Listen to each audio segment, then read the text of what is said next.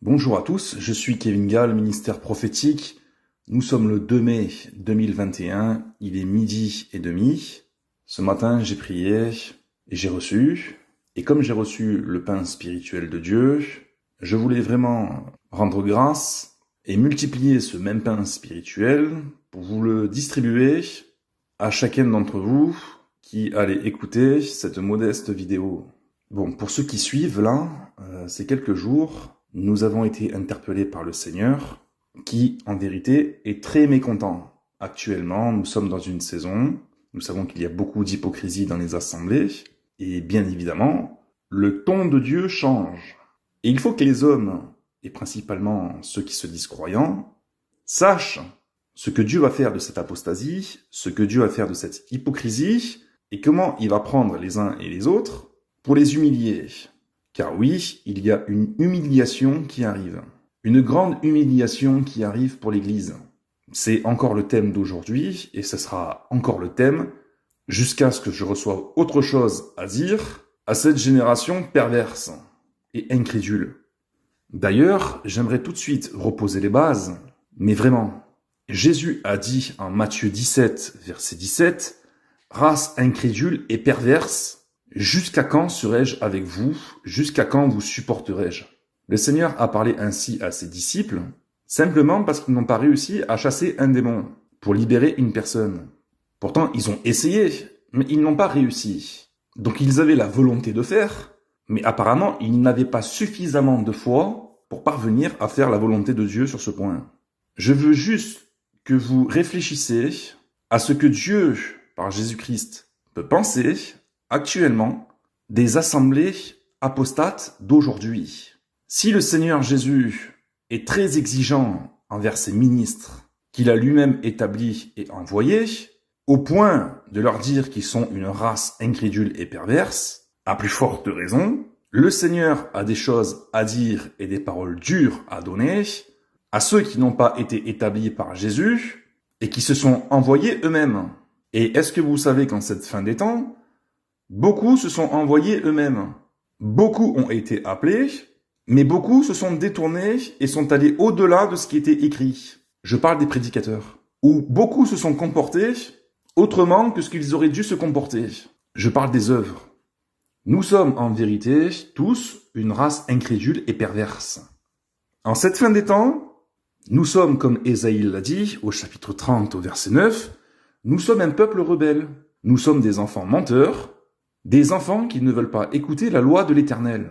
Donc je vous dis, je vous avertis, arrêtons avec les projecteurs, avec les grands estrades, avec les cirques dans les assemblées, avec les « je suis une créature merveilleuse »,« je suis à l'image et à la ressemblance du Seigneur »,« Christ vit en moi ».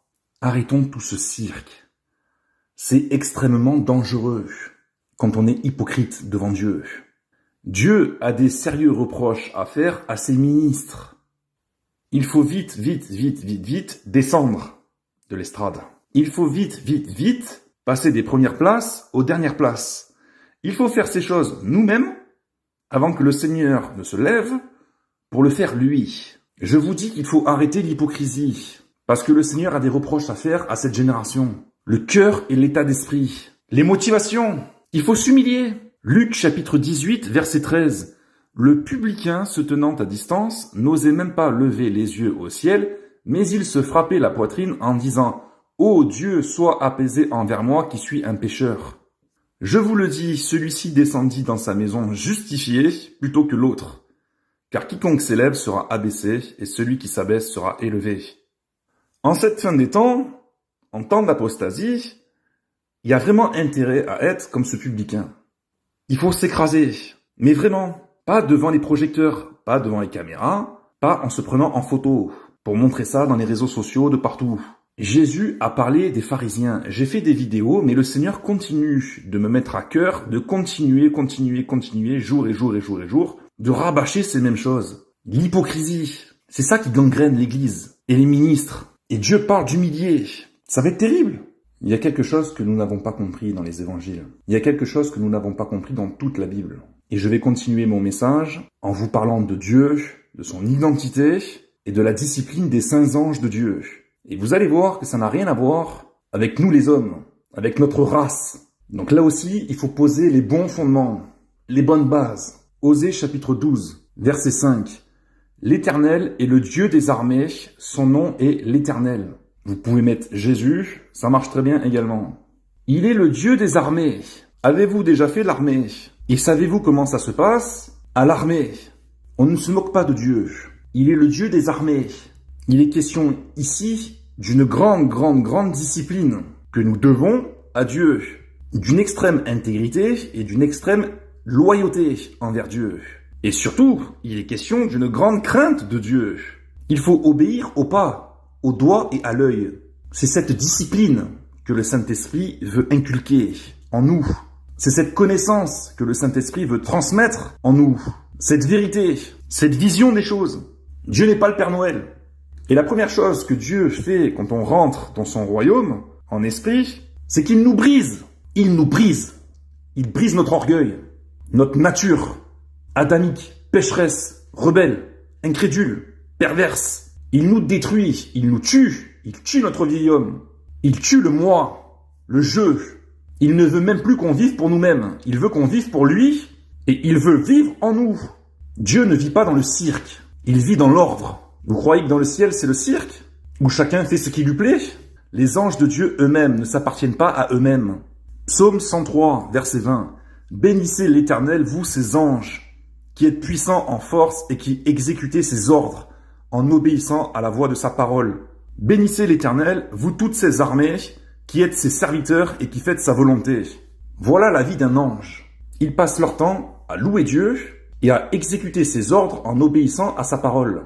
Ce sont des serviteurs fidèles et intègres et loyaux. Ils font tous sa volonté, ils s'exécutent au doigt et à l'œil. Dès la moindre ordonnance, les anges se présentent devant le trône et s'exécutent.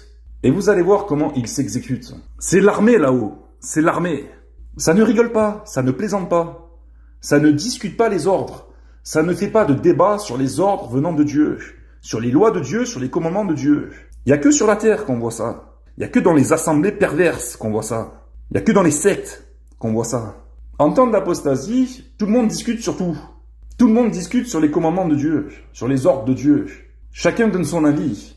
Il n'y a pas si longtemps que ça, j'ai reçu un mail d'une femme qui voulait me donner son avis sur la doctrine du voile.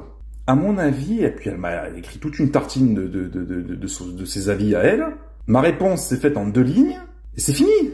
Vous allez périr avec vos avis. Vous allez périr avec vos avis. Qu'est-ce qu'on en a à faire? Qu'est-ce que Dieu en a à faire? Qu'est-ce que le royaume des cieux en a à faire de votre avis personnel, qui est différent de l'avis de Dieu? À mon avis, à mon avis, à mon avis. C'est ça la génération d'aujourd'hui, c'est à mon avis, à mon avis, à mon avis. L'église d'aujourd'hui est un hôpital. Ce n'est pas un corps d'armée. C'est un hôpital. Il y a des gens qui sont malades. La première maladie de cette assemblée, de cette génération perverse, c'est l'orgueil. Et ensuite, c'est l'incrédulité. Ça, c'est un mal. C'est vraiment un mal grave.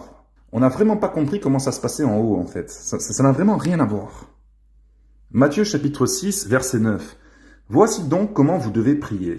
Notre Père qui est aux cieux, que ton nom soit sanctifié, que ton règne vienne, que ta volonté soit faite sur la terre comme au ciel. Parce que vous avez bien compris qu'en bas c'est le cirque, tandis qu'en haut c'est ordonné. Chacun dit ce qu'il veut maintenant. Que ta volonté soit faite sur la terre comme au ciel, ça commence par le brisement, par la mort, le renoncement, le dépouillement. Et ça commence avec la crainte de Dieu. Il faut vraiment que le Seigneur nous révèle, je prie pour ça, que le Seigneur nous révèle à quel point nous sommes moqueurs. Nous sommes légers, nous sommes tièdes. Déjà pour venir vers lui, pour prier, pour s'attacher à lui, pour étudier les Écritures et tout ça, c'est déjà un combat pour énormément de personnes. À tel point qu'il y a des personnes, ça fait 20 ans qu'elles sont converties, elles n'ont jamais lu la Bible en entier. Comment voulez-vous que ces personnes soient sauvées? Je vous dis la vérité, le Seigneur les a en horreur. Le Seigneur va les vomir quand les gens sont trop occupés à faire leur propre vie, pour eux-mêmes, avec Jésus sur les lèvres. Je vous dis que ces personnes ne sont pas dignes du royaume des cieux et qu'ils vont avoir une mauvaise surprise. Parce qu'ils n'ont pas compris qui était Dieu à la base. Ils se sont fait un Dieu tout mignon, tout gentil, qui est là que pour donner des bénédictions. Un Père Noël, c'est ça. C'est vraiment tout à fait ça, quoi. Il y a vraiment des personnes qui croient encore au Père Noël. Mais vraiment. Acte 12, verset 7. Et voici un ange du Seigneur survint, et une lumière brilla dans la prison. L'ange réveilla Pierre en le frappant au côté et en disant « Lève-toi promptement !» Les chaînes tombèrent de ses mains. Et l'ange lui dit « Mets ta ceinture et tes sandales !» Et il fit ainsi. L'ange lui dit encore « Enveloppe-toi de ton manteau et suis-moi !» Pierre sortit et le suivit, ne sachant pas que ce qui se faisait par l'ange fut réel et s'imaginant avoir une vision. Lorsqu'ils eurent passé la première garde, puis la seconde, ils arrivèrent à la porte de fer qui mène à la ville, et qui s'ouvrit d'elle-même devant eux. Ils sortirent et s'avancèrent dans une rue. Aussitôt, l'ange quitta Pierre. Voilà. Moi, quand je lis ça, mais je suis pris d'un amour pour Dieu, c'est incroyable. Moi, j'aime ça. J'aime cette discipline militaire. L'ange qui est envoyé, qui ne perd pas de temps, qui n'est pas là à discuter, qui donne directement des ordres à Pierre. Lève-toi promptement. Il n'est pas là en train de lui dire « Mon tout petit Pierre, mon tout petit Pierre. Oh, ils t'ont mis en prison. » Il le réveilla en le frappant au côté. Est-ce que vous savez que Dieu a besoin de nous frapper sur le côté? Il a besoin de nous réveiller. Réveille-toi! Dans l'Ancien Testament, les vrais hommes de Dieu, ils prenaient les rebelles. Quand il ne les tuait pas en les lapidant par tout le peuple, etc., il les prenait, il les secouait. Il les secouait comme un figuier. Et il leur rappelait les commandements de Dieu. Il leur arrachait la barbe, etc., etc. Il prenait leurs affaires, il les jetait par-dessus la fenêtre. Il prenait leurs affaires, il les dégageait et balançait par la fenêtre. Et même dans le Nouveau Testament, Jésus, qu'est-ce qu'il a fait quand il est rentré dans le temple? Il a purifié. À 2 reprises, il a purifié le temple. À coups de fouet! Mets ta ceinture et tes sandales. Enveloppe-toi de ton manteau. Et suis-moi. Là, c'est l'ange qui a parlé à Pierre. Mais Jésus dit la même chose. Réveille-toi! Tu es où? Je suis en prison. Il n'y a rien qui m'arrive de bien, je suis en prison. Dieu n'entend pas mes prières, Dieu n'exauce pas mes prières. Je me sens comme enfermé, oppressé. Il n'y a personne qui vient m'aider.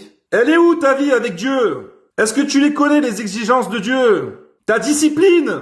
Tu attends quoi? Elle comprend pas, il n'y a pas de miracle, elle comprend pas. Ils sont où les miracles dont nos pères ont parlé? En temps d'apostasie, des miracles de Dieu, c'est compliqué. Avec les confinements et comment l'horizon se profile, ça va être encore plus compliqué. Vous aurez les enchantements et la sorcellerie pour miracles. C'est ça qui va dominer la terre à la fin des temps. Mais les vrais miracles de Dieu authentiques, ça va être très compliqué d'en trouver. Alors les hommes les chercheront, ces miracles. Il est où le Christ? Ah ben le Christ il est ici, venez. Le Christ il est là, venez. Allez hop, maintenant c'est l'enlèvement de l'église, allez montez dans les soucoupes volantes. Dedans il y a les aliens. C'est comme ça que ça va se passer. La sévérité de Dieu contre ceux qui tombent, ceux qui se laissent aller, ceux qui refusent de tenir ferme. Jésus a dit, celui qui met la main à la charrue et qui regarde en arrière, il n'est pas digne de moi. Les rétrogrades. Ah, c'est pas grave. Le juste tombe 7 fois. 7 fois le Seigneur le relève. Ah, c'est pas grave. Il suffit de confesser les péchés et les délaisser et on obtient miséricorde. Il y a un jugement pour ceux qui se moquent de Dieu. Mais c'est terrible. Verset 10. Aussitôt, l'ange quitta Pierre. Quand les anges obéissent, quand les anges s'exécutent pour accomplir leur ministère à eux, ils sont pas là pour se faire des amis. Ils sont pas là pour papoter. Ils sont là uniquement pour servir Dieu et donner les messages de Dieu. Quelqu'un qui est accompli en Christ, quelqu'un qui devient comme Christ, parce qu'il devient mature, il est plus là pour se faire des amis. Il ne vit plus pour se faire des amis. Paul a dit que s'il plaisait aux hommes, il ne serait pas serviteur de Christ. Quand Jésus a dit « race perverse et incrédule, jusqu'à quand vous supporterai-je? Jusqu'à quand serai-je avec vous ?» Il le pensait vraiment. Parce qu'il y a une telle différence entre ceux qui sont accomplis et ceux qui traînent encore les pieds après 3 ans de conversion, ou même 3 ans et demi, parce qu'à l'époque, les disciples sont restés pendant 3 ans et demi avec Jésus. Pour Jésus, ces 3 années et demie ont été longues. Parce qu'il a passé 3 ans et demi à supporter leur incrédulité et à leur rabâcher les mêmes choses, parce qu'ils étaient lents à comprendre. Combien de fois il leur a dit qu'ils étaient sans intelligence? Alors bien sûr, le Seigneur, il est patient, mais ça ne lui plaît pas au Seigneur. Il vaut mieux l'obéissance que les sacrifices. Ce n'est pas parce que la patience de Dieu, elle est grande, que le Seigneur se plaît à patienter. Parce que si on pouvait tous comprendre les choses rapidement, ça l'arrangerait, le Seigneur. Et oui, il faut arrêter de penser que la patience de Dieu, c'est quelque chose dont on peut abuser. La bonté et la patience de Dieu nous poussent à la repentance. Ça ne doit pas nous pousser à être lent à se convertir, ou à être lent à comprendre, ou à être lent à s'exécuter quand Dieu nous parle. Jésus a dit que les élus de Dieu Au jour de la résurrection, ils allaient ressembler aux anges qui sont dans les cieux. Alors c'est pas qu'il va leur pousser des ailes, mais c'est cette discipline. C'est ça qu'un élu de Dieu doit aimer. Cette mentalité d'armée céleste. Ce cœur d'armée céleste. Cette intégrité, cette loyauté, cette sainteté, cette autorité qu'il faut aimer. Il m'a parlé durement. Il y a des pleurnicheries qui irritent Dieu. Au début, le Seigneur est patient. Mais dans sa nature, le Seigneur ne supporte pas les pleurnicheries. Vous avez entendu comment il a parlé à Job? Qui est celui-ci qui a la folie d'obscurcir mes desseins et qui parle sans intelligence? Après tout ce qui lui est tombé dessus à Job, voilà comment Dieu lui a parlé. Saint terrain, vaillant homme, c'est-à-dire prends courage, change de mentalité, change de pensée, arrête de gémir, arrête de pleurer, arrête de te lamenter, mais aie foi en moi. C'est ça qu'il dit le Seigneur. Quelles que soient les épreuves que vous traversez. Bien sûr, si vous êtes en état de désobéissance, c'est autre chose. C'est un problème de repentance et d'hypocrisie, là. Il faut en venir à aimer être brisé par Dieu. Parce que c'est bon d'être brisé par Dieu. Il faut qu'on parvienne à ressembler aux anges qui sont dans les cieux. Dans le caractère, bien sûr, il faut ressembler à Christ. Mais c'est la même chose. Car Christ sert Dieu. Avec la même intégrité que les saints anges de Dieu servent Christ. Et Dieu. Et nous, on espère monter là-haut avec un caractère qui est complètement corrompu, qui est pervers, qui est incrédule, qui est lent à comprendre les choses de Dieu, avec un caractère où on est constamment en train de nous plaindre, en train de broncher, en train de murmurer. Ça n'existe pas, ça c'est intolérable. C'est intolérable, c'est inacceptable. Mais moi, merci Seigneur, mais descends me mettre des shoots, des taloches. Cette paresse spirituelle. Il faut haïr ça, il faut vraiment haïr. Si vous avez reçu le Saint-Esprit en vous, vous devez haïr, vous devez sentir le Saint-Esprit qui est en horreur la paresse spirituelle et l'hypocrisie surtout. Et surtout, c'est un esprit de crainte de Dieu. On se met pas au premier rang, on se met au dernier rang. De crainte que le Seigneur dise « Je ne te connais pas, qui es-tu » et qu'il appelle les anges pour leur dire « Attrapez-le, liez-lui les poignets et les chevilles et jetez-le dans les ténèbres du dehors, où il y aura des pleurs et des grincements dedans. » Et les projecteurs, cette génération, c'est la génération des projecteurs, des flashs, des photos. Des je suis la plus belle créature, je suis merveilleux, je suis magnifique, je suis en costard, je suis tout brillant. Mais faites attention, mais c'est extrêmement dangereux tout ça, là. Moi je comprends pas, moi je me cache, moi, mais je fais tout pour, je parle, oui, je parle, mais je me cache. Mais j'en veux pas, moi, des projecteurs, moi, ça m'intéresse pas, les projecteurs, c'est trop dangereux, ça. Avec tous les reproches que le Seigneur a à faire à cette génération, mais les projecteurs, mais enlevez-les tout de suite, les projecteurs. Faites attention, faites très attention. Hein. Puis avec les songes allez dans les grottes, vous cachez, allez. Moi, il y a des moments, sincèrement, hein, j'évite de prier, je sais pas trop, parce qu'il me vient des choses, mais j'ai envie d'effrayer la terre. Je sais pas qui c'est qui veut s'imposer comme ça en moi, c'est le Seigneur, sans doute, quand on prie, mais j'ai envie d'effrayer la terre. Je vais vous dire quelque chose. J'en ai déjà parlé, hein. Mais ceux qui aiment les projecteurs, là, Dieu a préparé quelque chose. Il y a les soucoupes volantes qui vont arriver, qui vont stationner dans les villes. Il va y avoir des projecteurs. Il y a une voix qui va parler, qui va dire « monte ». Et comme il y aura la puissance d'égarement, parce que Dieu les aura déjà livrés depuis un moment, ils vont monter. Bon, moi, pour le reste, je veux pas voir ça. Je veux pas connaître la suite.